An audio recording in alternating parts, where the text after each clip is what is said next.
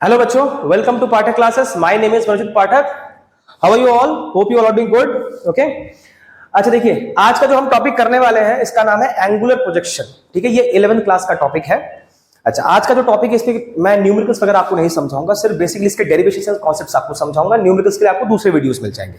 अच्छा, और एक चीज, एंगुलर प्रोजेक्शन जो होता है वो दो पार्ट्स में डिवाइड आप कर सकते हैं, मतलब और भी उसके बहुत सारे पार्ट्स हैं। आज का जो कॉन्सेप्ट है उसमें क्या करूंगा मैं, एंगुलर प्रोजेक्शन का मतलब होता है आप किसी ऑब्जेक्ट को ऐसे आप थ्रो कर रहे हो और वो फिर ऐसे घूम के वापस जा रहा है। ये जो पाथवे होता है इसको कहा जाता है पैराबोलिक पाथवे। ठीक है, इस शेप को बोलते हैं पैराबोलिक पाथवे।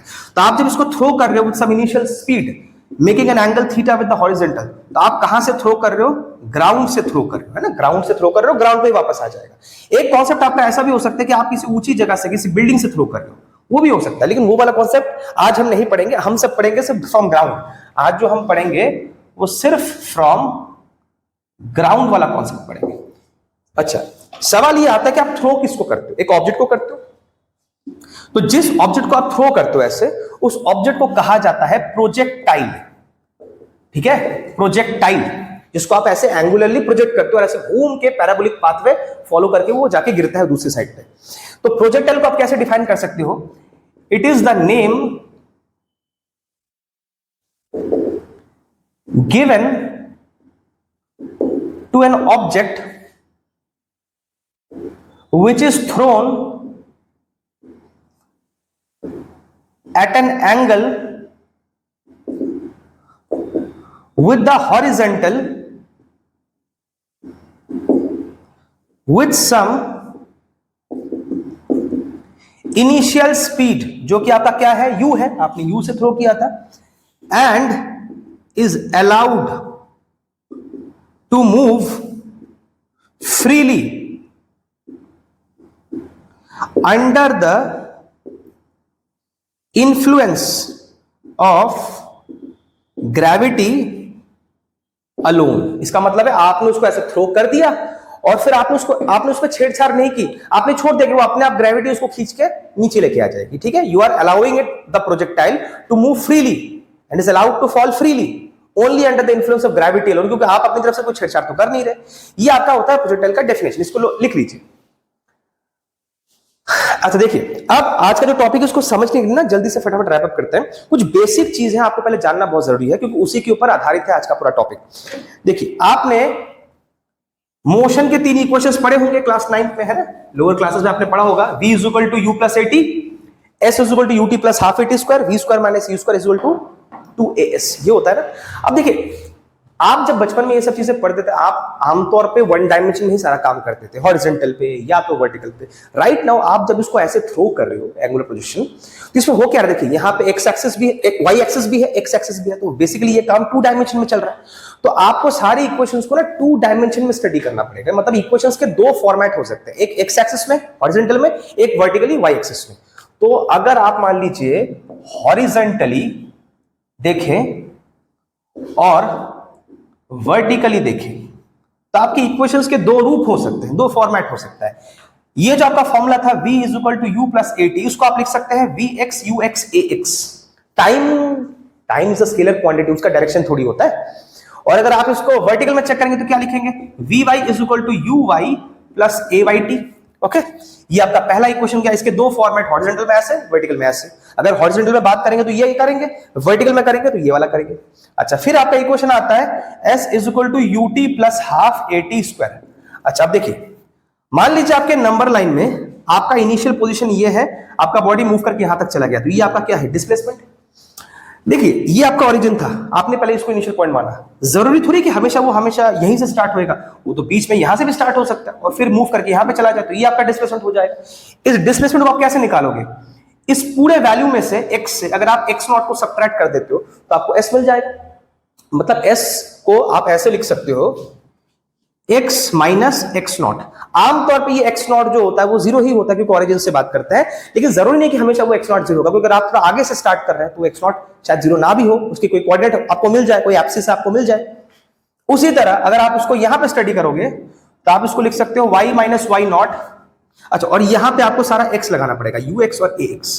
और अगर आप यहां पे स्टडी कर रहे हो तो यहां पे लिखोगे uyt plus half ayt square. कुछ नहीं है बाबा, ये भी आपका वो डिस्प्लेसमेंट ही है। ये y की दिशा में, ये आपका डिस्प्लेसमेंट x की दिशा में। आप चाहो तो x नॉट को उधर भी रख सकते हो, y नॉट को इधर भी रख सकते हो। ये आपका दूसरा इक्वेशन आ गया। तीसरा equation v square minus u square 2as।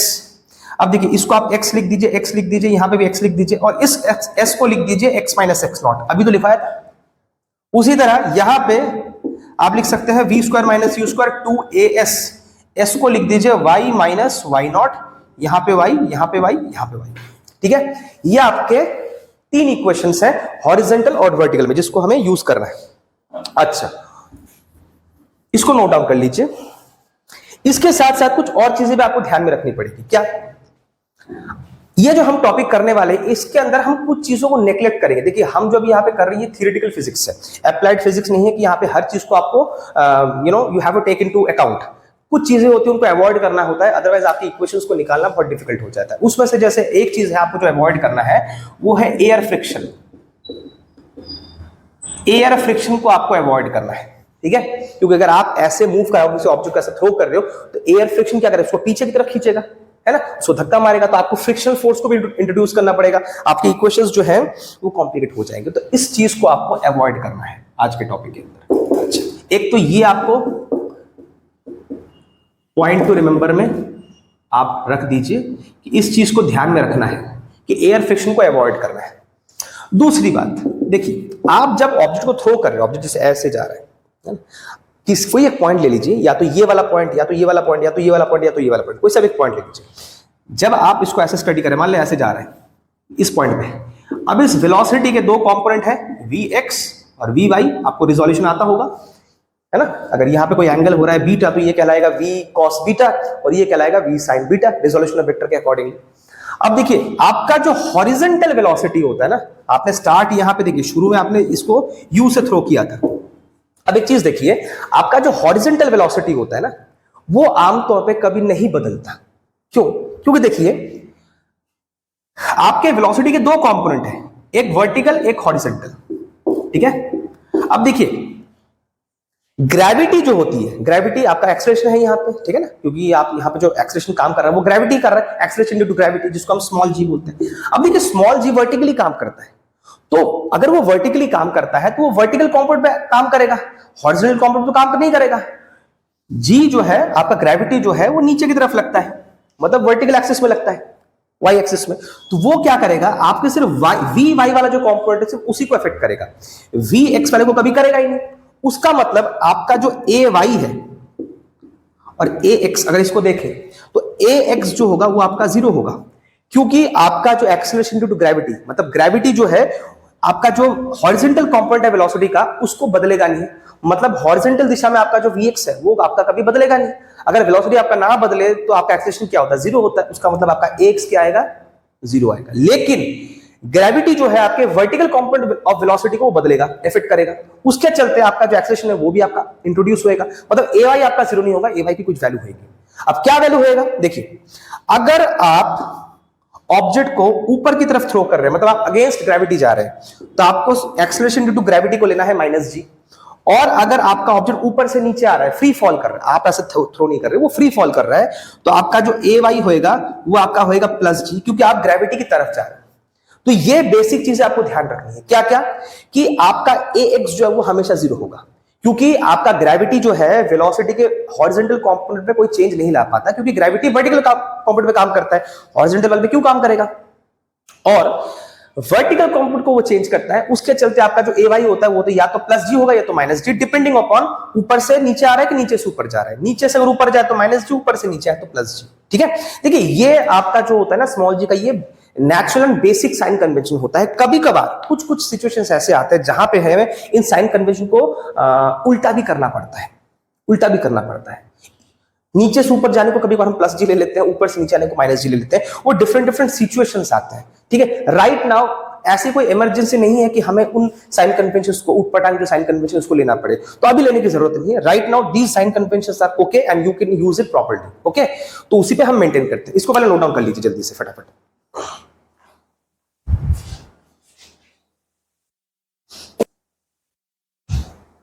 चलिए आज का टॉपिक स्टार्ट करते हैं प्रॉपर्ली। मान लीजिए कि ये आपका ग्राउंड है, ये आपका क्या है, ग्राउंड है। ये आपका मान लीजिए एक्स एक्सिस है, ये आपका वाई एक्सिस है, ये आपका ओरिजिन है। इसके जो कोऑर्डिनेट्स है उसको आप मान लीजिए एक्स नॉट, इसके कोऑर्डिनेट को आप मान लीजिए एक्स नॉट वाई नॉट, जो कि आमतौर पे क्या है यहाँ पे अभी आपके लिए 0,0 है, क्योंकि ओरिजिन से स्टार्ट करते यही आपका एक्स नॉट वाई नॉट है। अब आपने प्रोजेक्टाइल को थ्रो किया, वो ऐसे जाके गिरा, ठीक है, ऐसे जाके गिरा, तो आपने उसको सम इनिशियल स्पीड के साथ थ्रो किया था, है ना, and it is making an angle theta with the horizontal. अब इस u को अगर आप रिजॉल्व करते हैं तो आपको पता है ये वाला पार्ट क्या कहलाएगा, ux, और ये वाला पार्ट क्या कहलाएगा, uy। ux को हम क्या बोलते हैं, u cos थीटा, और इसको क्या बोलते हैं, u sin थीटा। अगर आपको रिजोल्यूशन ऑफ वेक्टर आता हो तो आपको पता होगा जिस साइड पे थीटा लगा होता है वो वाला कंपोनेंट हमेशा cos थीटा कहलाता है, जिसमें नहीं लगा होता उसको हमेशा sin थीटा बोलते हैं, ठीक है। इसको हॉरिजॉन्टल कंपोनेंट बोलते हैं, इसको वर्टिकल कंपोनेंट बोलते हैं, ओके। अच्छा, अब चीज देखिए, यहां से वो ऐसे घूमता हुआ जा रहा है, ये जो उसका मैक्सिमम हाइट है, देखिए वो हाइट तो बहुत सारे बना रहा है, ये भी हाइट है, ये भी हाइट है, ये भी हाइट है, ये भी हाइट है, ये भी हाइट है, ये भी हाइट है, ये भी हाइट है, बट मैक्सिमम हाइट कौन सा है, ये वाला, इसको मैक्सिमम हाइट बोलते हैं, ठीक है। यहां से लेके यहां तक का जो डिस्टेंस है, मैक्सिमम उसका जो हॉरिजॉन्टल डिस्टेंस है, इसको हम बोलते हैं रेंज। क्या बोलते हैं, रेंज, ओके। अच्छा, और एक चीज देखिए, इसमें गौर फरमाने वाली बात है, अभी मैंने आपको क्या बोला था कि ग्रेविटी जो होता है वेलोसिटी के हॉरिजॉन्टल कंपोनेंट पे इफेक्ट नहीं क्रिएट कर पाता, सिर्फ वर्टिकल वाले पे करता है। तो उसके कारण होता क्या है, देखिए इसका कहानी ये होता है कि जब आपने इसको थ्रो किया, स्टार्टिंग में इसका एक ux था और इसका एक uy था, है ना, जो कि u cos थीटा, ये आपका u sin थीटा। जैसे जैसे ये ऊपर जा रहा है, जैसे जैसे ये ऊपर जा रहा है, आपका ux जो कि u cos थीटा है उसमें कोई बदलाव नहीं आता, क्योंकि gravity horizontal component of velocity कोई बदलाव ला ही नहीं पाता।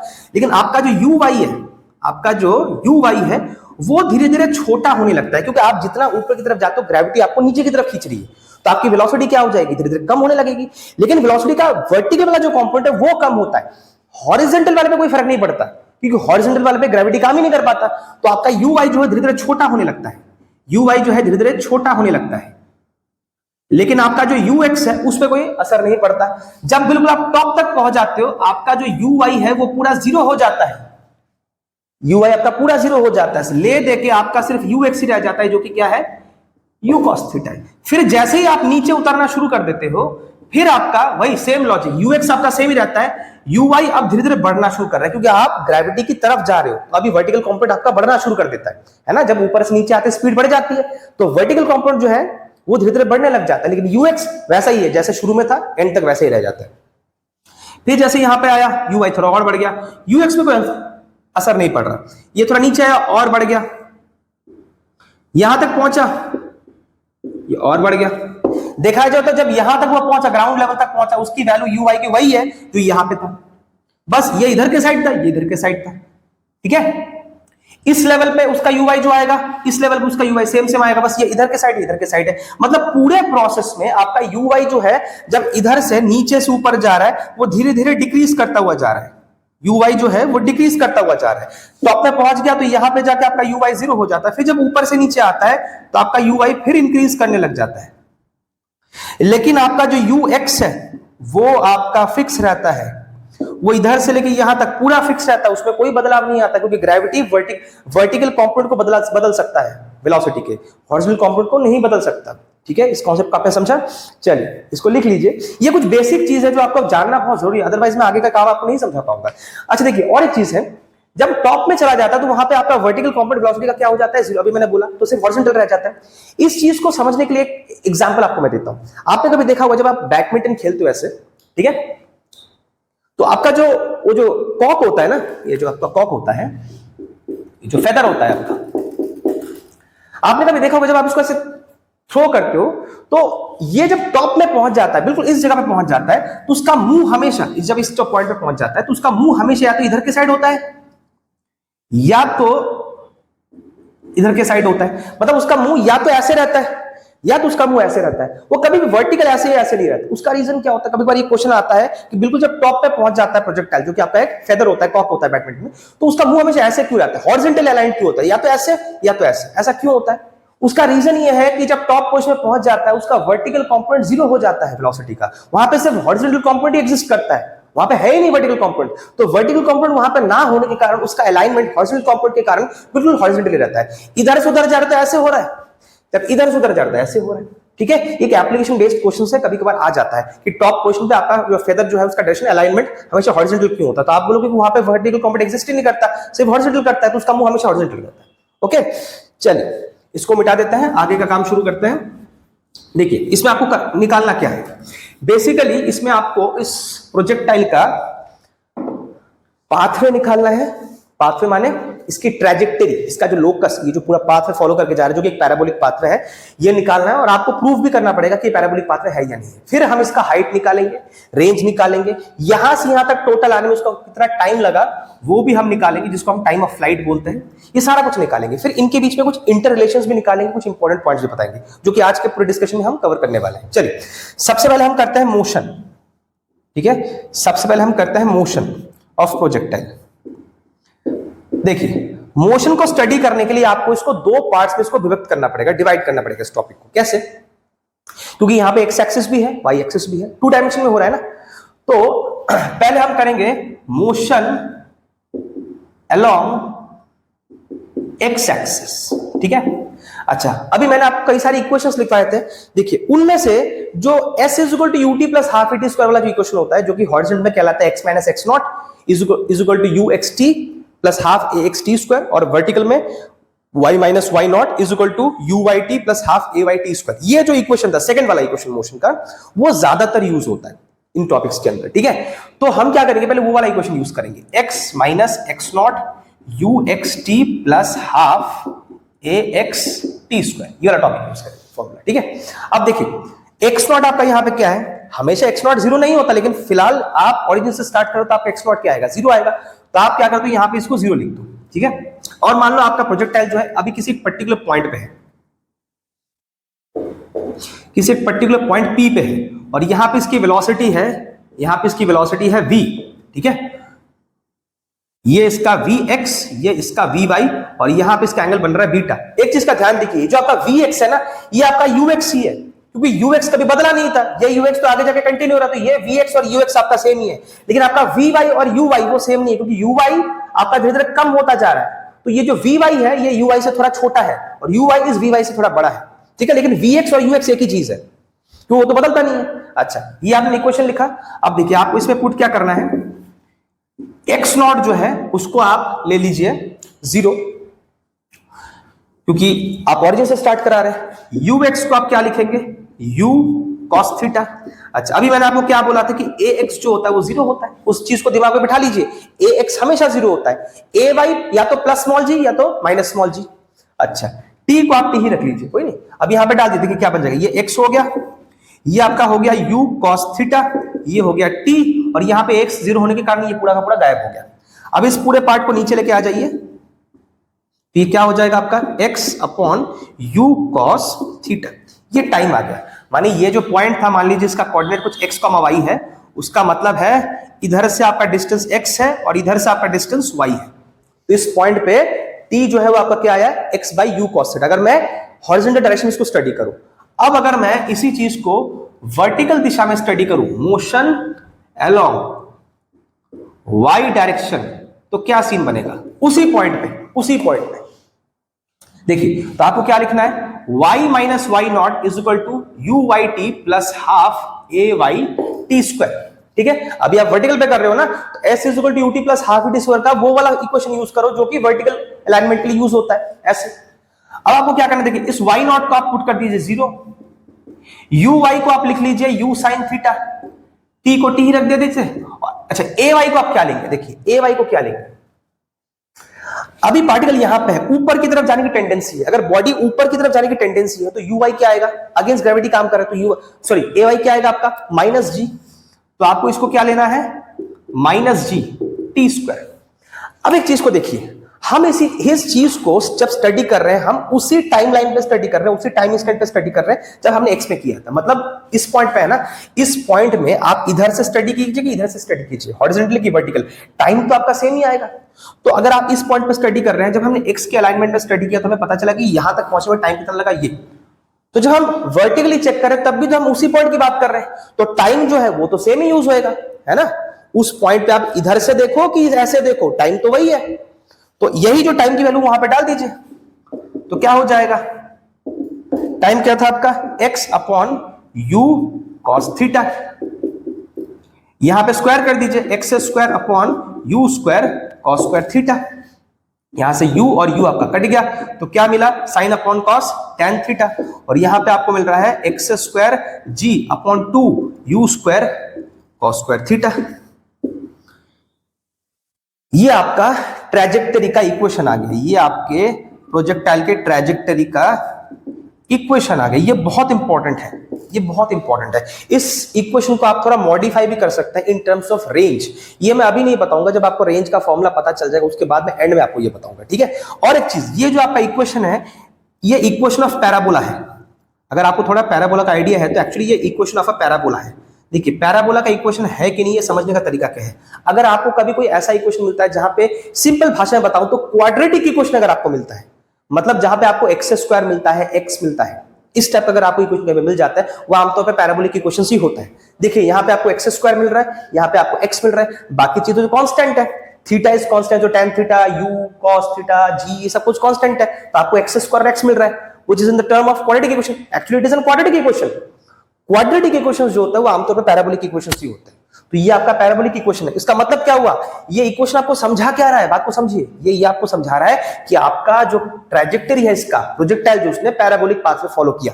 तो देखिए इक्वेशन नहीं आपको बता दिया, आपको करने की जरूरत नहीं है, आपको इक्वेशन से ही पता चल गया कि सही में इसने पैराबोलिक पाथ में फॉलो किया है कि नहीं किया है। किया है तभी तो ये क्वेश्चन आया है, ठीक है। चलिए इसको नोट डाउन कर लीजिए। चलिए अभी जो टॉपिक हम करने वाले हैं इसका नाम है टाइम ऑफ फ्लाइट। देखिए टाइम ऑफ फ्लाइट क्या होता है, बेसिकली एक ऑब्जेक्ट को, इस प्रोजेक्टाइल को पूरा यहां से यहां तक आने में उसको जो टोटल टाइम लगता है उसको कहा जाता है टोटल टाइम ऑफ फ्लाइट या टाइम ऑफ फ्लाइट, ठीक है, जब तक वो हवा में था। अब देखिए टाइम ऑफ फ्लाइट के दो चीजें होती है समझने वाली, कि ऑब्जेक्ट जब नीचे से ऊपर जाता है, मान लीजिए उसको टाइम लगा स्मॉल टी, तो कॉमन सेंस की बात है, अगर नीचे से ऊपर जाने में उसको स्मॉल टी लगा तो ऊपर से नीचे आने में तो उसको उतना ही टाइम लगेगा स्मॉल टी। अगर किसी ऑब्जेक्ट को आप नीचे से ऊपर थ्रो करते हैं, मान लीजिए 2 सेकंड लगा, तो ऊपर से नीचे आने में 2 सेकंड ही लगेगा। अगर आप उसको बीच रास्ते में इंटरफेयर नहीं कर रहे हैं, इंटरफेयर कर देंगे तो अलग बात है। अगर आपने उसको इंटरफेयर नहीं किया, ग्रेविटी के ही भरोसे आपने छोड़ दिया, ग्रेविटी उसको संभाल लेगा, फिर तो जितना टाइम लगा ऊपर जाने में उतना टाइम लगा नीचे आने में, ठीक है। तो मतलब अगर ऊपर जाने में स्मॉल टी लगा, नीचे आने में स्मॉल टी लगेगा, तो टोटल टाइम कितना लगेगा, small T plus small T, total capital T, जो कि टाइम ऑफ फ्लाइट है। ऊपर जाने के टाइम को स्पेसिफिकली हम बोलते हैं टाइम ऑफ एसेंट या एसेंशन, मतलब ऊपर जाना, और नीचे आने को बोलते हैं टाइम ऑफ डिसेंट या डिसेंशन, ठीक है। दोनों सेम ही होता है, तो इसको आप ट्वाइस ऑफ टी भी बोल सकते हो। तो आपको दोनों को अलग अलग नहीं निकालना होता, किसी एक को निकालना होता है। एक आपको पता चल जाए तो उसको ट्वाइस कर दीजिए, आपको टोटल टाइम ऑफ फ्लाइट मिल जाएगा। It is as simple as that, okay. अच्छा चलिए अब स्टार्ट करते हैं।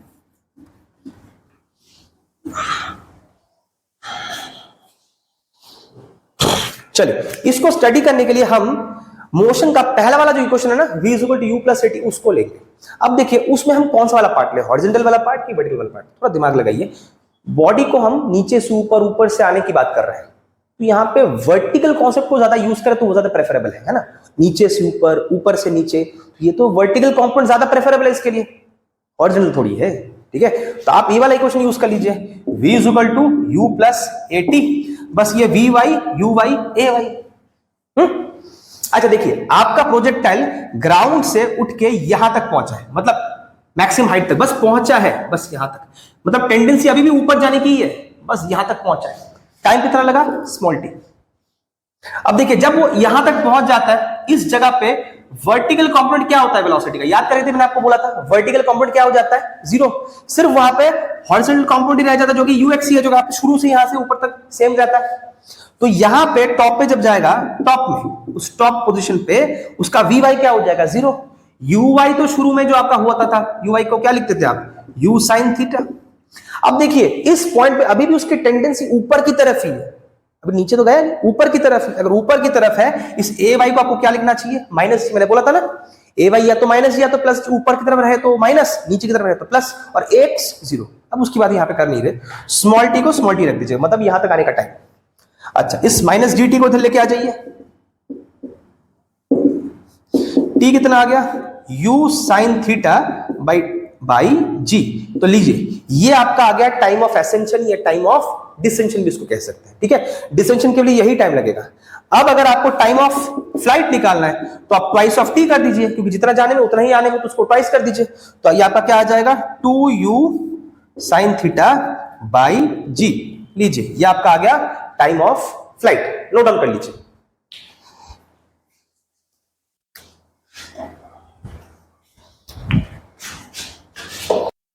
चलिए अब इसी टाइम ऑफ फ्लाइट के अंदर ना आगे के टॉपिक्स जो हमें हमें रेंज स्टडी करना है, हाइट स्टडी करना है, वेलोसिटी करना है, उसको करने से पहले टाइम ऑफ फ्लाइट के कुछ ना और एक कॉन्सेप्ट समझ लेते हैं, कुछ डिटेल में कॉन्सेप्ट समझ लेते हैं, ठीक है। जैसे मान लीजिए आपके पास सपोज कीजिए एक प्रोजेक्टाइल है, उसको आपने थ्रो किया विद सम स्पीड u और उसने एंगल बनाया थीटा, और एक प्रोजेक्टाइल है जिसको आपने थ्रो किया with the same speed u but अब वो एंगल बना रहा है 90 माइनस थीटा। मतलब two projectiles for complementary angle समझते हैं ना, जिनका समेशन क्या होता है 90 होता है, मतलब एक थीटा तो दूसरा 90 माइनस थीटा। मान लीजिए इसको टाइम लगा पूरा घूम के आने में कैपिटल T1, इसका टाइम ऑफ फ्लाइट है, और इसका मान लीजिए क्या है कैपिटल T2, ठीक है। अब देखिए इसका जो टाइम ऑफ फ्लाइट है उसको आप क्या लिख सकते हैं, T1 is equal to 2u sine theta by g, ठीक है। इसका टाइम ऑफ फ्लाइट आप क्या लिख सकते हैं 2u तो वही है, सेम स्पीड से फेंका था, क्या आ जाएगा साइन 90 माइनस थीटा अपॉन जी। अगर आपको थोड़ा बहुत ट्रिग्नोमेट्री पता हो तो आपको पता होगा, ये क्लास 10th के लेवल का है कि साइन 90 माइनस थीटा क्या होता है कॉस थीटा। ये आपका आ गया T2। अब अगर आप इन दोनों का रेशियो निकालते हैं तो ये आपका क्या आ जाएगा, देखिए दिस अपॉन दिस कर दीजिए 2u sine theta by g upon 2u cos theta by g. अगर आपका जी कट जाए 2u कट जाए तो क्या बचा sign theta by cos theta tan theta, ठीक है। मतलब फॉर कॉम्प्लीमेंट्री एंगल्स आपका जो टाइम ऑफ फ्लाइट होता है उसका रेशियो जो होता है वो आपका आता है tan थीटा। आपको T2 बाई T1 भी कर सकते हो, वो cot थीटा बन जाएगा, दैट्स इट। आप अगर आपको थीटा निकालना है तो आप इसको ऐसे लिख सकते हो tan inverse T1 by T2, और अगर आपने इसको उल्टा किया होता तो आपको cot थीटा दिखता, तब आपको थीटा क्या मिलता cot inverse T2 by T1, ठीक है। ये एंगल को निकालने का एक तरीका है अगर आपको कॉम्प्लीमेंट्री एंगल्स के लिए टाइम ऑफ फ्लाइट आपको गिवन हो, ठीक है। इसको नोट डाउन कर लीजिए जल्दी फटाफट।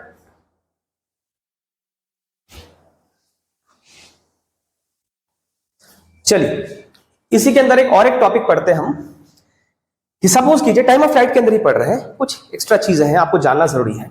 मान लीजिए कि आपका प्रोजेक्टाइल ऐसे जा रहा है, मान लीजिए प्रोजेक्टाइल अभी यहां पे है, ठीक है।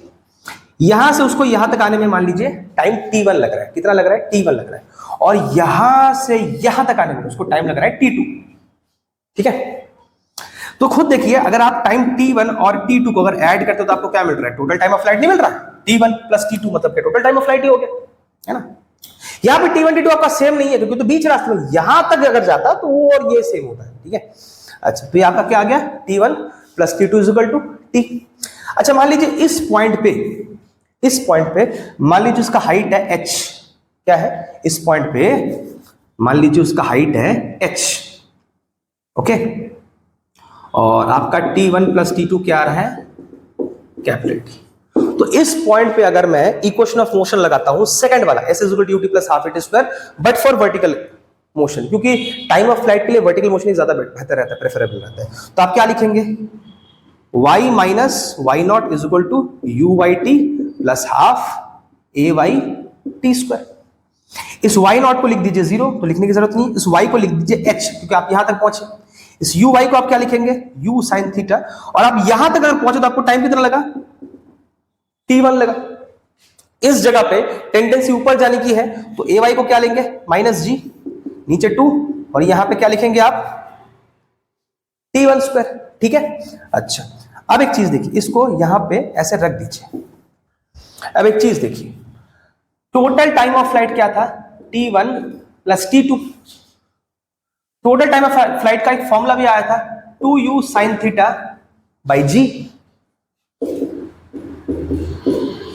अगर आप यहां से u साइन थीटा की वैल्यू को निकाल लेते हैं, कितना u साइन थीटा, तो क्या आ जाएगा देखिए, u साइन थीटा जो है वो आपका आ जाएगा t1 प्लस t2, इधर आपका g आ जाएगा, नीचे आपका 2 आ जाएगा। उस चीज को आप यहां पे डाल दीजिए, u साइन थीटा वैल्यू को आप यहां पे डाल दीजिए, ठीक है। तो कैसा दिखेगा देखिए, t1 plus t2 g by 2 और यहां पे minus half g t1 square. Okay, दोनों जगह से आप g और हाफ कॉमन निकाल लीजिए, तो यहां पे आपको क्या मिलेगा, अच्छा देखिए साथ में आपका यहाँ पे t1 भी था, u साइन थीटा t1 भी था, मतलब आपको इस चीज के साथ यहाँ पे t1 भी लगाना है, तो मतलब आपको यहाँ पे t1 प्लस t2 के साथ t1 भी मिल रहा है, क्योंकि g बाई 2 आपके कॉमन निकाल रही है, और यहाँ पे आपको क्या मिल रहा है, माइनस t1 स्क्वायर मिल रहा है, और ये इक्वल टू क्या है आपका h, इस ब्रैकेट को खोलिए तो क्या बन जाएगा, t1 square plus t1 t2 minus t1 square, और यहाँ पे g बाई 2 t1 स्क्वायर कटा, तो h आपको क्या मिल गया, g by 2 t1 by t2। ये काइंड ऑफ आपने एक फॉर्मूला निकाल दिया कि अगर मान लीजिए एक पार्टिकल एक जगह से मूव कर रहा है, किसी पर्टिकुलर हाइट तक पहुंचा, अभी मैक्सिमम हाइट तक नहीं पहुंचा, किसी पर्टिकुलर हाइट तक पहुंचा, उसको टाइम लगा t1 और वहां से बाकी तक मिला t2, तो उस हाइट को कैलकुलेट करने का ये फॉर्मूला है कि अगर यहां से यहां तक गया उसको टाइम लगा t1 और बाकी टाइम आपका t2। बोलोगे सर अगर मेरे को t2 पता ना हो तो, अरे आप टोटल टाइम ऑफ फ्लाइट से सब्ट्रैक्ट कर लीजिए ना, टोटल टाइम ऑफ फ्लाइट से t1 को सब्ट्रैक्ट कर दीजिए, आपको t2 मिल जाएगा, तो उस t1 और t2 को मल्टीप्लाई कीजिए, g बाई 2 से मल्टीप्लाई कर दीजिए, फिर आपको h मिल जाएगा, मतलब उस टाइम मोमेंट पे आपका हाइट क्या आएगा वो आपको कैलकुलेट करके मिल जाएगा, ठीक है। इस फॉर्मूले को नोट डाउन कर लीजिए।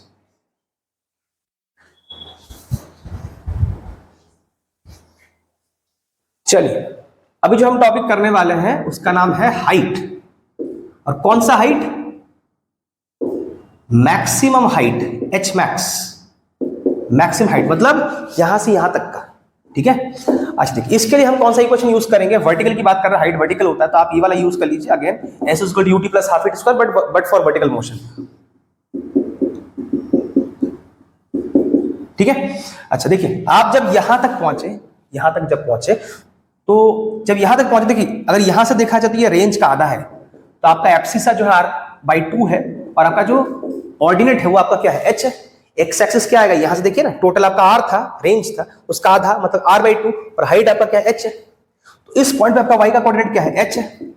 y नॉट क्या होता है, 0, uy को आप लिख दीजिए u साइन थीटा। अच्छा अब एक चीज देखिए, स्मॉल डी अगर आप लिखना चाहते हैं लिख दीजिए।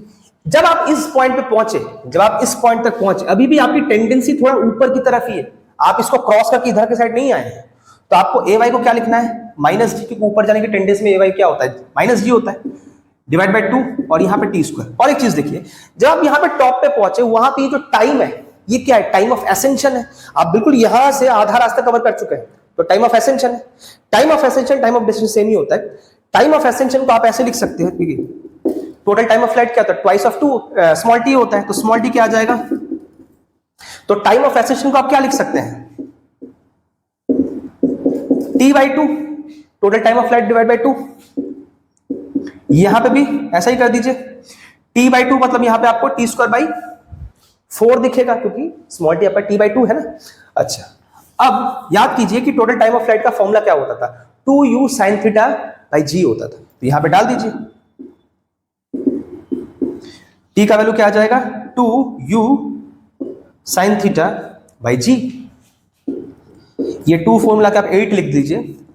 टी का वैल्यू क्या होता है, 2u साइन थीटा बाई जी, उसका स्क्वायर कर रहे हैं तो क्या हो जाएगा, 2 का 4 u square sine square theta by g square. अब देखिए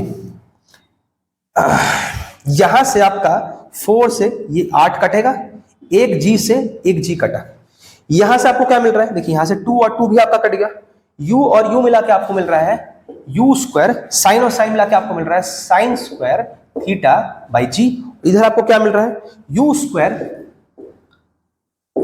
sign square theta by 2g, एक जी बच गया था ना आपका, ये आपका h आ रहा है। अच्छा अब अगर आप दोनों जगह से u square sine square theta g को कॉमन निकाल लेते हैं तो आपको क्या मिलेगा 1 माइनस हाफ। 1 माइनस हाफ क्या होता है? हाफ। तो ये आपको क्या मिलेगा? U square sine square theta by 2g। ये आपको मिल गया h। इस h को आप ऐसे भी लिख सकते हैं। देखिए अगर आप इस स्क्वायर को पूरा ऊपर ले लें तो आपको क्या मिल रहा है? यू साइन थीटा का whole square. U sine theta होता क्या है? याद करके देखिए, यू साइन थीटा क्या होता है? U y. तो आप इसको यू वाई भी लिख सकते हैं, एक ही बात है, यू वाई, है ना। चलिए इसको नोट डाउन कर लीजिए।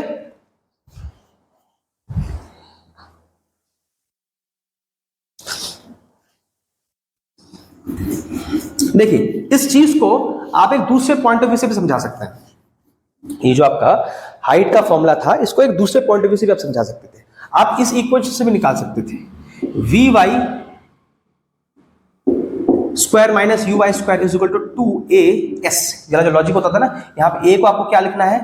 माइनस g लिख देना है क्योंकि ऊपर की तरफ जाने की टेंडेंसी है, और s को क्या लिख देना है? डिस्प्लेसमेंट जो है वो क्या है? आपका हाइट है ना। एक चीज देखिए, जब वो टॉप पे पहुंच जाता है, मतलब पार्टिकल आपका यहां से यहां तक पहुंचा है, जब टॉप पे पहुंच जाता है उसका वर्टिकल कंपोनेंट वेलोसिटी का क्या होता है? मैंने क्या बोला था आपको? 0। और इसको तुम यू ही रखो। ये आपका क्या आ गया? Minus 2gh। इस 0 को लिखने की कोई जरूरत नहीं, माइनस माइनस आपका हट गया, तो आपको h क्या मिला? U y square by 2g। लीजिए वही आ गया। मतलब आप इस रास्ते भी कर सकते हैं अगर आपको ये ज्यादा इजी लगता है तो। यू वाई को आप लिख सकते हैं यू साइन थीटा, स्क्वायर दोनों में लगा दीजिए, लीजिए ये आपका फिर वही आ गया, है ना। नोट डाउन कर लीजिए। चलिए हाइट को भी हम कॉम्प्लीमेंट्री एंगल्स के लिए स्टडी करके देखते हैं। जैसे मान लीजिए आपके पास एक प्रोजेक्टाइल है, आपने उसको थ्रो किया विद सम u, एंगल आपका थीटा है, और इसी को आप दोबारा थ्रो कीजिए with the same speed but angle आपका 90 माइनस थीटा है। इस केस में h और उस केस में h क्या आएगा? देखिए आप यहां पे लिखिए h1, इसका h यहां पे जो इसका हाइट है वो h1 है, मान लीजिए यहां पे जो इसका हाइट है वो h2 है। तो h1 को क्या लिखेंगे? You square sine square theta by 2g, है ना। ये तो बेसिक फॉर्मूला था क्योंकि यहाँ पे थीटा थीटा है। और h2 क्या आ जाएगा? You square sine square 90 minus theta by 2g। अब साइन 90 माइनस थीटा क्या होता है? Cos theta. तो ये क्या बन गया, है ना। ओके, अब एक चीज में इसको थोड़ा स्टडी करें डिटेल में, तो एक चीज कमाल की मिलती है आपको। अगर आप इन दोनों हाइट को ऐड कर देते हैं तो आपको क्या मिलता है? देखिए अगर आप दोनों हाइट को ऐड कर देते हैं तो क्या मिलेगा? U square sine square theta by 2g plus you square cos square theta by 2g। दोनों जगह से you square by 2g common निकाल लीजिए, sign square theta plus cos square theta, ये 1 हो जाता है। मतलब आपको दोनों हाइट का जो समेशन है वो कुछ ऐसा वैल्यू मिल रहा है जिसमें थीटा है ही नहीं। It is entirely a constant value. It is entirely a constant value, मतलब it is independent of theta. कभी कभार ये क्वेश्चन के तौर पे भी आपको पूछ लिया जाता है कि कॉम्प्लीमेंट्री एंगल्स के कारण जो दो हाइट निकलते हैं उन दोनों का समेशन जो है वो इंडिपेंडेंट ऑफ थीटा है, या वो थीटा पे डिपेंड नहीं कर रहा, या वो कांस्टेंट है, ये प्रूफ करके बताइए। तो आप ये चीज करके दिखा सकते हैं। ओके ओके, अच्छा और एक चीज देखिए, अगर स्टडी करते हैं, अगर मैं इन दोनों हाइट को डिवाइड कर देता हूं तो क्या मिलेगा?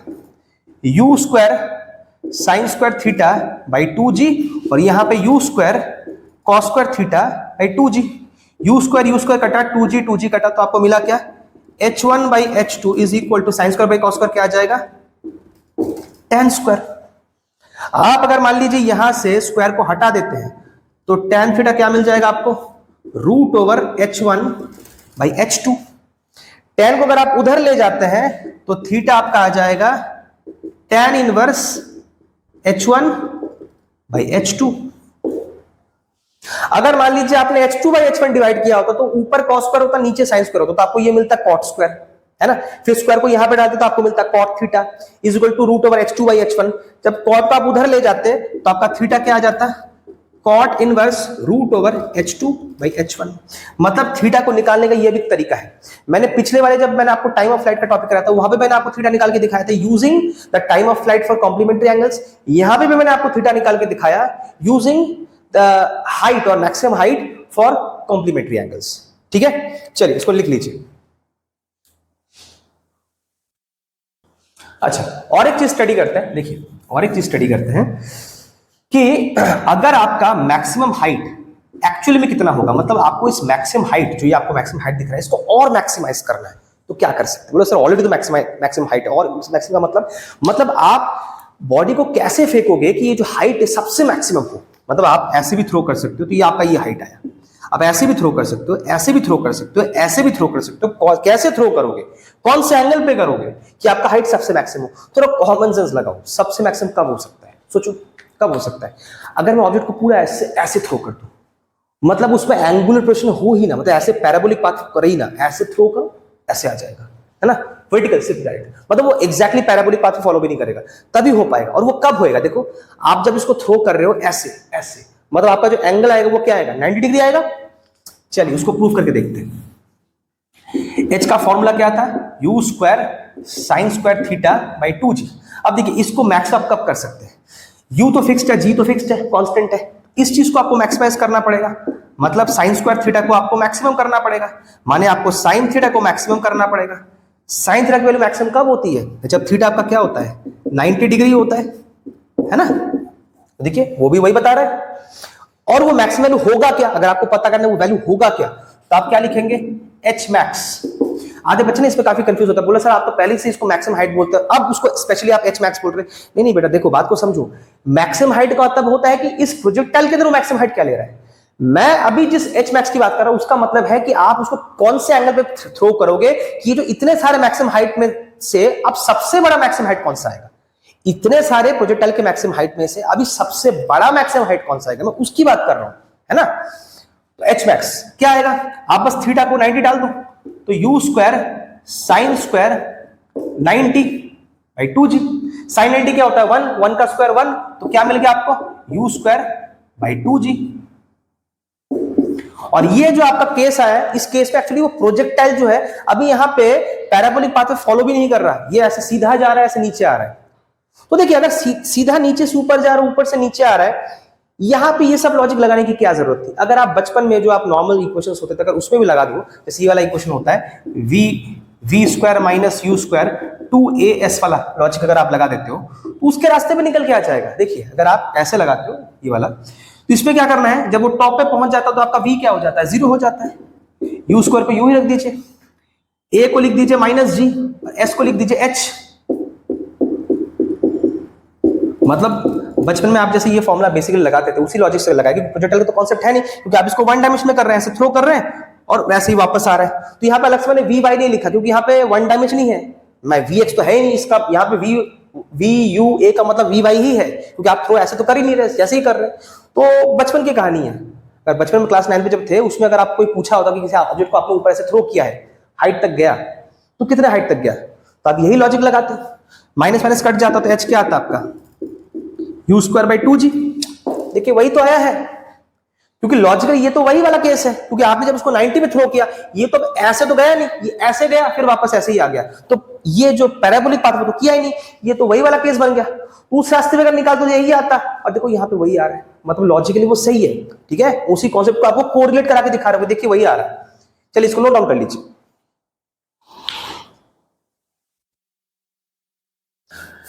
ओके, तो अभी हम दूसरा टॉपिक करेंगे, इस टॉपिक का नाम है रेंज।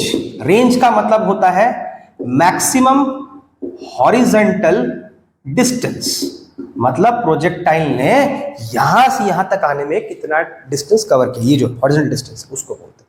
अच्छा, अगर हॉरिजॉन्टल की बात कर रहे हैं तो हमें हॉरिजॉन्टल डायरेक्शन में कोई क्वेश्चन लेना पड़ेगा, यहां पे भी मैं वही वाला यूज करूंगा, s = ut + ½ t², बट उसका हॉरिजॉन्टल वाला पार्ट यूज करूंगा। क्या होता था उसका, x - x0 uxt + ½ axt²। अच्छा एक चीज देखिए, आप x को क्या लिखेंगे, मतलब यहां पे पहुंच गए ना, यहां पे कोऑर्डिनेट क्या है, मान लीजिए यहां पे आप पहुंच गए तो यहां पे कोऑर्डिनेट क्या आएगा, r,0।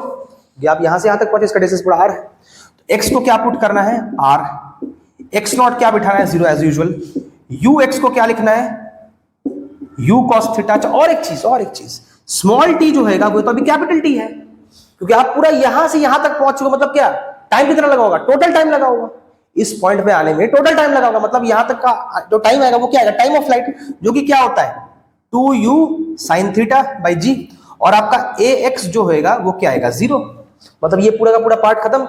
तो सारे वैल्यूज को डाल दो तो क्या मिलेगा, ये आपका r है, ये 0 लिखने की जरूरत नहीं है, ये आपका u cos थीटा, और यहाँ पे टाइम ऑफ फ्लाइट t जो कि क्या है आपका 2u sin theta by g.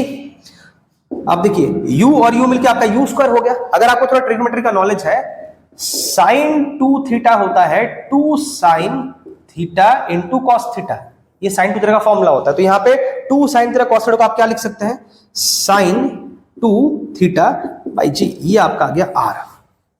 ठीक है, इसको नोट डाउन कर लीजिए। चलिए, रेंज के अंदर भी कुछ इंपॉर्टेंट टॉपिक्स हम पढ़ लेते हैं कि फॉर कॉम्प्लीमेंट्री एंगल्स रेंज के अंदर क्या सीन बनता है। फॉर कॉम्प्लीमेंट्री एंगल्स रेंज के अंदर क्या चीजें आपको समझ आती है, जैसे हमने टाइम ऑफ फ्लाइट के लिए कर लिया था, हाइट के लिए कर लिया था, तो यहाँ पे कुछ ना कुछ तो बनता होगा। देखते हैं, मान लीजिए आपने एक को ऐसे थ्रो किया with some u and theta, तो आपका रेंज क्या आया, u square sine two theta by क्या आ गया, g आ गया। अच्छा, मान लीजिए इसको आपने फिर थ्रो किया बट सम कॉम्प्लीमेंट्री एंगल के हिसाब से 90 माइनस थीटा, तो इस केस में लेकिन वेलोसिटी आपका सेम रहेगा, तो आपका r2 क्या आएगा, u स्क्वायर साइन 2, एंगल को आपको क्या लिखना है 90 माइनस थीटा। अब देखिए इस 2 को अगर आप अंदर डाल देते तो ये क्या बन जाएगा 180 माइनस 2 थीटा।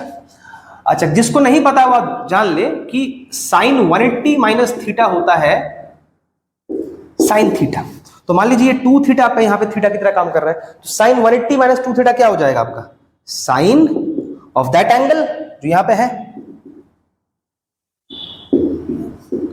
अब एक बात बताइए, ये वैल्यू और ये वैल्यू इसमें क्या डिफरेंस है, कुछ भी तो नहीं, दोनों ही आपका क्या है, देखिए पूरा सेम है, नहीं है, u square sine 2 theta by g, u square sine 2 theta, उसका मतलब क्या हुआ, आपका r1 और r2 सेम है। मतलब आपका जब कॉम्प्लीमेंट्री एंगल होता है तो रेंज आपका सेम होता है। या अगर मैं आपको घुमा के बोलूं कि अगर आपका रेंज सेम है दो केसेस में, तो उन दोनों केसेस के जो एंगल्स हैं वो अपने आप में क्या है, कॉम्प्लीमेंट्री है। मतलब एक अगर 30 डिग्री है तो अगला वाला 60 डिग्री है, एक 10 डिग्री है तो एक 80 डिग्री है, समझ रहे, एक 70 डिग्री है तो एक 20 डिग्री है, एक 45 डिग्री है तो दूसरा वाला भी 45 डिग्री है। और अगर आप इन दोनों का रेंज रेशियो निकालते हैं, मतलब इसके नीचे आप लेके आ जाते हैं r1 बाई r2, तो क्या आ जाएगा 1। समझ रहे बात को, इसको लिख लीजिए।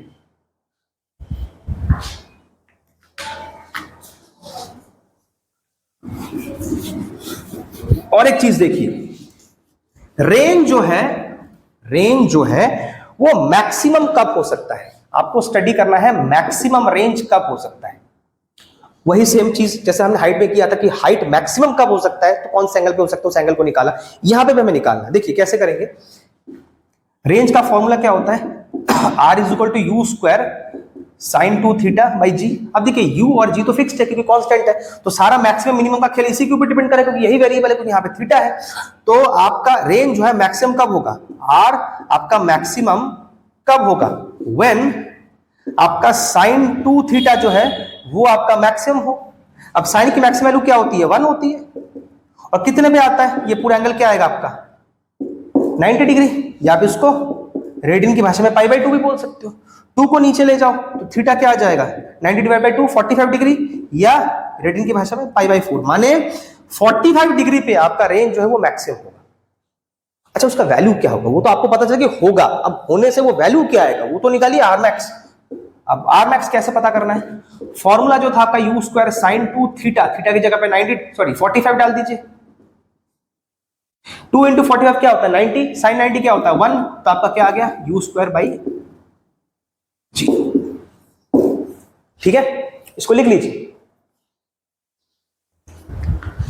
चलिए, अभी हमने आर मैक्स निकाल लिया है ना, रेंज का टॉपिक हमने कर लिया, हाइट का भी टॉपिक कर लिया था। तो लगे हाथ तो जब हमने ये चीज कर लिया तो इसके बीच में एक सटल रिलेशन होता है इस आर मैक्स के साथ एच का, वो भी हम स्टडी कर लेते हैं। देखिए आपको क्या पता चला, at theta is equal to 45 degree आपको आर जो है वो मैक्सिमम मिल रहा है, और वो कितना मिल रहा है आपको you square by ji.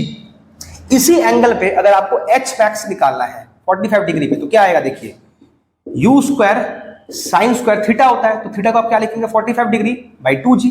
Sign 45 कितना होता है 1/√2। 1/√2 का अगर आप स्क्वायर करेंगे तो क्या आ जाएगा 1/2, और नीचे ऑलरेडी 2g है तो मिला के क्या आ गया आपका u स्क्वायर बाई 4g।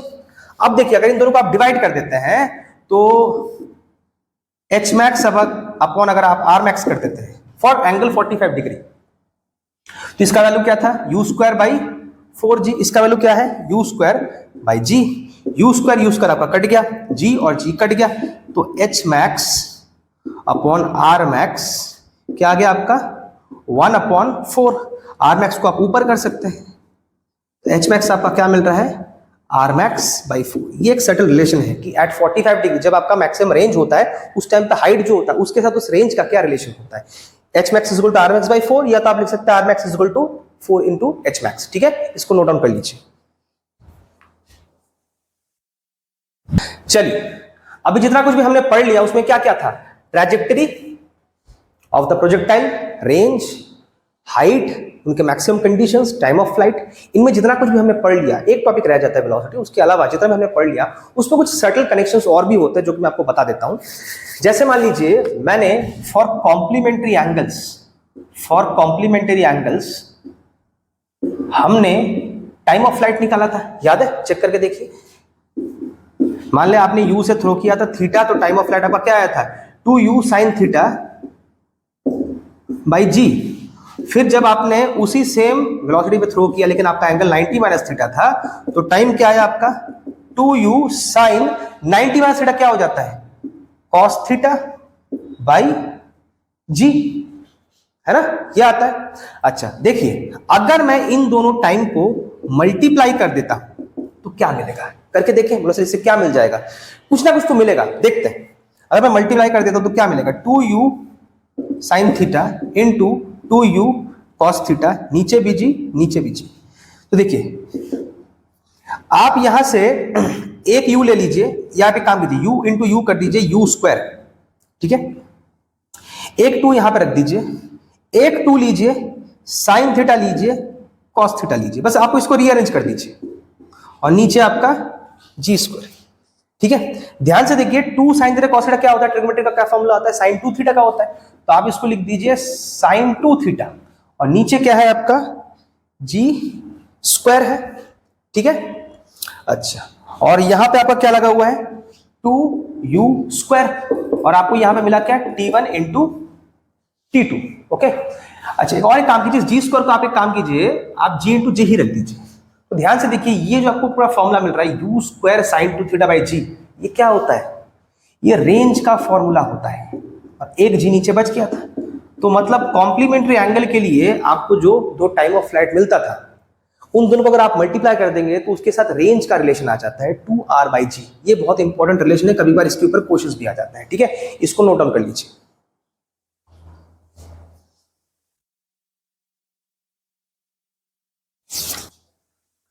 आइए एक और एक रिलेशन पढ़ते हैं रेंज और हाइट के बीच में। तो आप बोलेंगे सर अभी तो कुछ देर पहले किया था रेंज और हाइट के बीच में, नहीं वो मैंने मैक्सिमम कंडीशंस के लिए किया था एट 45 डिग्री, है ना, आर मैक्स 45 डिग्री पे होता था, उसी एंगल पे हाइट जो आएगा फिर उन दोनों का मैंने रिलेशन निकाला था। मैं अभी किसी एंगल के लिए निकाल रहा, एक पर्टिकुलर एंगल थीटा के लिए निकालना चाहता हूं कि आर और एच के बीच में क्या रिलेशन आएगा। रिलेशन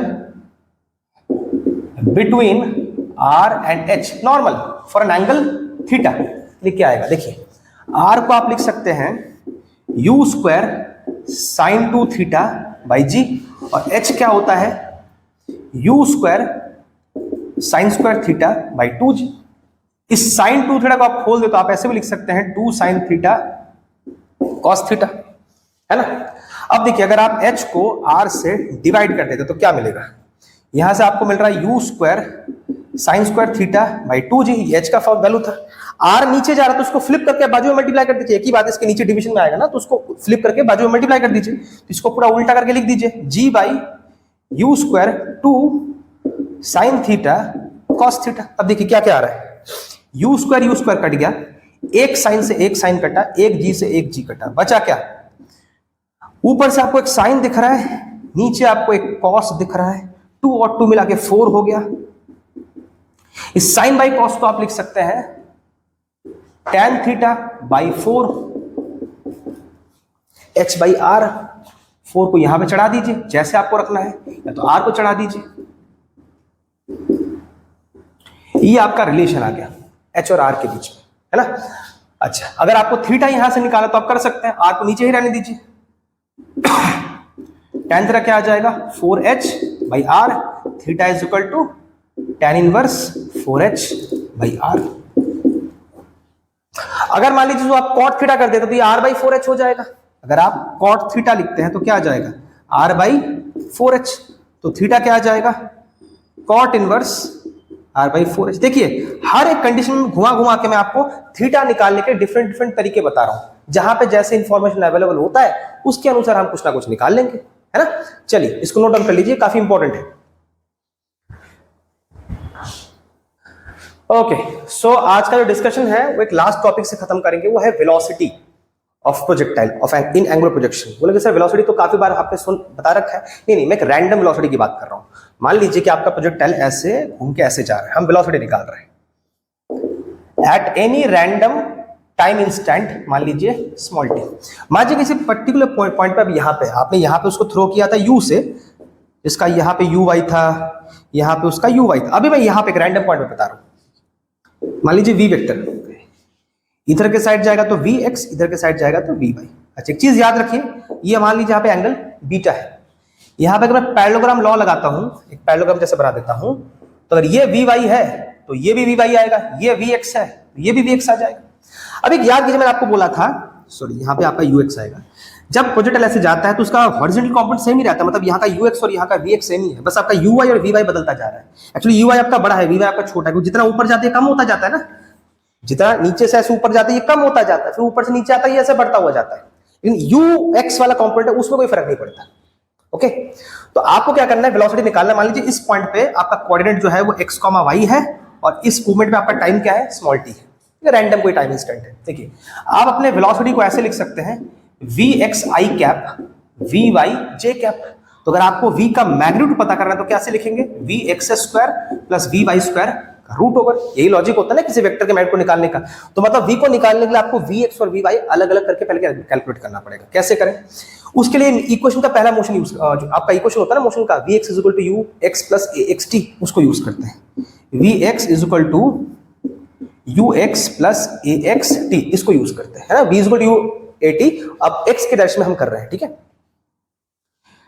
अब देखिए u को आप लिख दीजिए u cos थीटा। ओके, अच्छा आपको पता है ax क्या होता है आपका, मैंने बोला था ना शुरू से बताया जा रहा हूं कि ax हमेशा क्या होता है, जीरो होता है, क्योंकि हॉरिजॉन्टल कंपोनेंट में वेलोसिटी कभी बदलता ही नहीं है, उसका डेरिवेटिव क्या आ जाएगा, x क्या आ जाएगा, जीरो हो जाएगा, तो ये जीरो। तो ये आपको मिल गया vx। इक्वेशन नंबर 1 डाल लीजिए, ठीक है।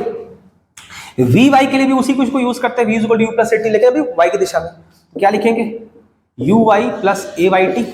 अच्छा uy क्या होता है, u साइन थीटा। ए वाई को क्या लिखेंगे, माइनस जी, क्योंकि ऊपर की तरफ जा रहा है अगेंस्ट ग्रेविटी, तो माइनस जी लिखना है। तो आपको क्या मिल गया, वी वाई मिल गया।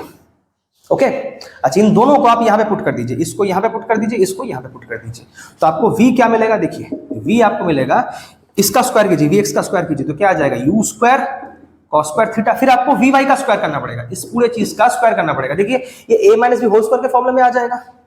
आप u sine theta minus g t, इस पूरे चीज का स्क्वायर कर, मतलब क्या, a minus b whole square के फॉर्मूले में आएगा। वो क्या होता है, a square plus b square minus 2ab। Okay, अब देखिए इन दोनों में से आप u स्क्वायर कॉमन निकाल लीजिए, तो क्या बचेगा, cos square plus sine square. Cos square plus sine square क्या होता है, 1, तो इसको लिखने की जरूरत नहीं है। यहां पे क्या आ गया, जी स्क्वायर टी स्क्वायर, और यहां पे 2u sine theta g T. लीजिए ये आपके वेलोसिटी का फॉर्मूला आ गया, u square plus g square t square minus 2u sine theta g t. ठीक है, इसको नोट डाउन कर लीजिए।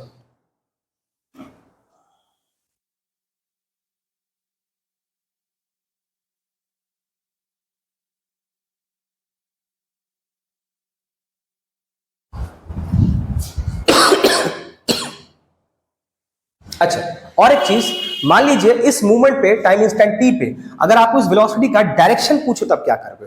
वैसे डायरेक्शन कैसे पता चलता है? किसी वेक्टर का डायरेक्शन इस एंगल से पता चलता है, बीटा से, क्योंकि बीटा जितना होगा, जैसे मान लीजिए आपका बीटा 30 डिग्री तो आपको पता है ऐसे एंगल पे है, कोई बोले 45 डिग्री तो आपको पता है ऐसा है, 60 बोले तो आपको पता है ऐसा है, 90 बोले तो आपको पता है ऐसा है। तो just by knowing the angle beta you know कि उसका मुंह किधर की तरफ है, ऐसे ऐसे ऐसे ऐसे कैसे।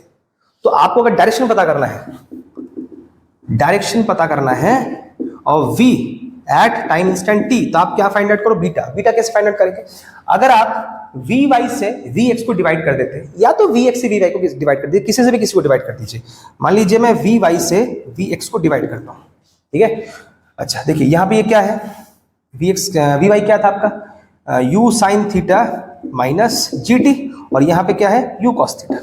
अब ध्यान से देखिए, अगर मैं इस ट्रायंगल के अंदर देखूं, इस ट्रायंगल के अंदर मैं थोड़ा बड़ा करके बनाता हूं, ये वाला पार्ट vy है, ये वाला पार्ट vx है, और ये वाला पार्ट बीटा है।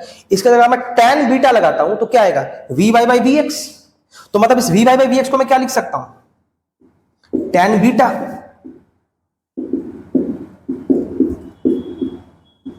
अगर आप tan को उधर ले जाते हैं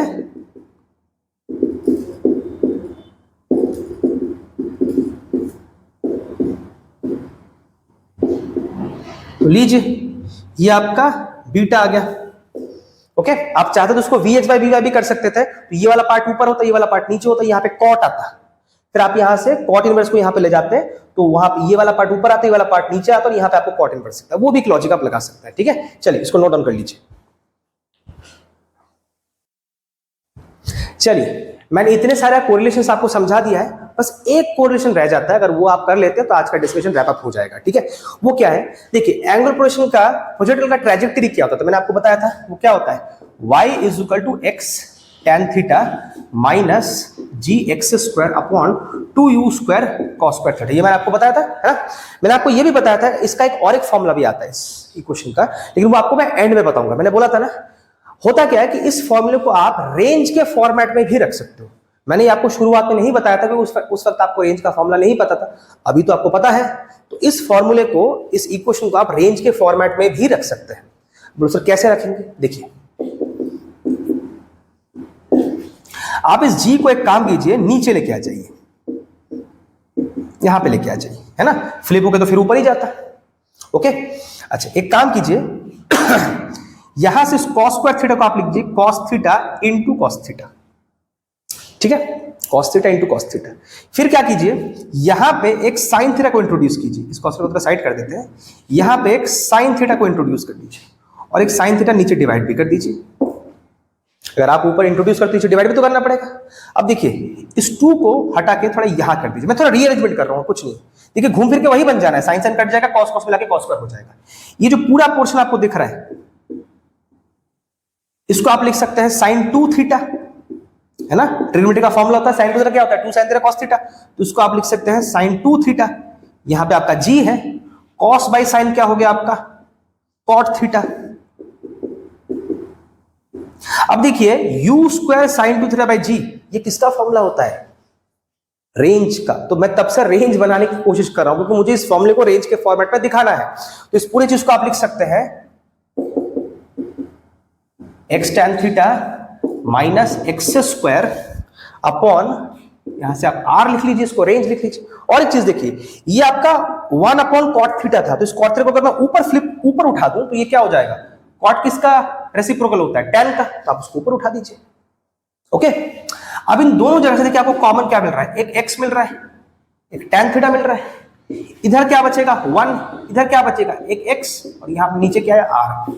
तो ये एक दूसरा रिलेशन मिल गया आपको y का, मतलब प्रोजेक्टाइल एंगुलर प्रोजेक्शन में उसका जो ट्रैजेक्टरी होता है, उसका जो इक्वेशन होता है, उसका और एक फॉर्मेट मिल गया। लेकिन अभी ये थोड़ा सिंप्लीफाइड है और ये रेंज के फॉर्मेट में। बस यही एक टॉपिक था जो आपको आखिर तक बताना था। चलिए इसको नोट डाउन कर लीजिए। चलिए आज का जो डिस्कशन हम यहीं पर रैप अप करते हैं। एंगुलर प्रोजेक्शंस के जितने भी सारे कॉन्सेप्ट्स हो सकते थे पॉसिबल, मैंने सारी चीजें आपको समझा दी हैं। इतने सारे कॉन्सेप्ट्स आपको कोरिलेशंस वगैरह जो है आपको एनसीईआरटी में नहीं मिलेगा, सीबीएसई में नहीं मिलेगा, लेकिन मैंने आपको अलग से बता दिया है क्योंकि कंपैरेटिव पॉइंट ऑफ व्यू से ये बहुत इंपॉर्टेंट है। ठीक है, जब आपके आड़े तिरछे क्वेश्चन आते हैं तो वहां पे आपको उन सारे कोरिलेशंस को जानना बहुत जरूरी है। वैसे आज की डिस्कशन में आपको मैं क्वेश्चंस तो नहीं करा पाऊंगा, लेकिन इसके अलग वीडियो में आपको अपलोड करके दे दूंगा जहां पे आपको इसके क्वेश्चंस भी मिल जाएंगे। ठीक है, तब तक आप क्वेश्चंस प्रैक्टिस करते रहिए। अगर कोई डाउट वगैरह है तो आप मुझसे पूछ सकते हैं, डिस्क्रिप्शन बॉक्स में मेरी डिटेल्स आपको मिल जाएगी। ओके, चलिए बाय।